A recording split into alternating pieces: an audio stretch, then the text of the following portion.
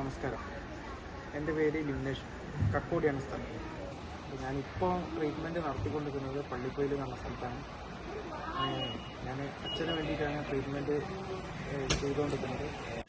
ഞാനിപ്പോൾ പള്ളിപ്പൊയിൽ എന്ന് പറഞ്ഞ സ്ഥലത്താണ് ഇപ്പോൾ വന്ന് അച്ഛൻ്റെ ട്രീറ്റ്മെൻറ്റ് ചെയ്തുകൊണ്ടിരിക്കുന്നത്.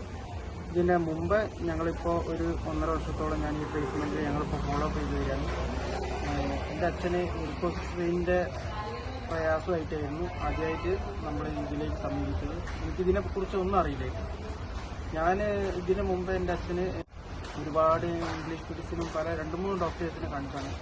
എനിക്കിപ്പോൾ 36 വയസ്സ്. ഞാൻ ജനിച്ച സമയം മുതലേ കാണുന്നതായിരുന്നു ഈ ഗ്ലൂക്കോസ് തയ്യാറും കാര്യങ്ങളും.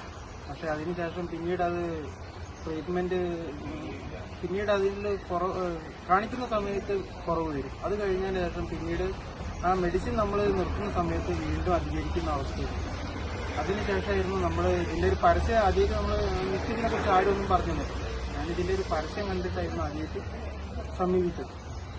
അപ്പോൾ അവരതിൻ്റെ ഡീറ്റെയിൽസും അതിൻ്റെ പ്രോസറും കാര്യങ്ങളൊക്കെ തന്നെ ഞാൻ വായിച്ചു നോക്കി. എന്നാലും എനിക്കൊരു വിശ്വാസമില്ല എന്നുള്ള രീതിയിലായിരുന്നു ഞാൻ പോയത്. പിന്നീട് എനിക്ക് വിശ്വാസക്കുറവ് തോന്നാനുള്ള കാരണം എന്താ വെച്ചാൽ കാര്യമായിട്ട് ഇതിനൊരു മെഡിസിനും കൊടുക്കുന്നില്ല. അതായിരുന്നു ഞാൻ വേണ്ടാന്നുള്ള ഒരു അവസ്ഥ വന്നു.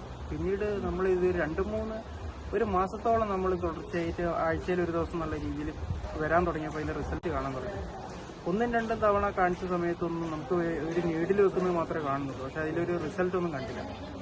കണ്ടിന്യൂ നമുക്കൊരു 1-1.5 മാസത്തോളം കാണിച്ചപ്പം വലിയ വ്യത്യാസങ്ങൾ വരാൻ തുടങ്ങി. അതിനുശേഷമാണ് നമ്മൾ ഇത് കണ്ടിന്യൂ ചെയ്യാൻ തുടങ്ങിയത്. ഇപ്പോൾ അച്ഛൻ്റെ കാല് 36 വർഷമായിട്ട് മാറാത്ത കാര്യങ്ങൾ ഇപ്പം പൂർണ്ണമായിട്ട് മാറി.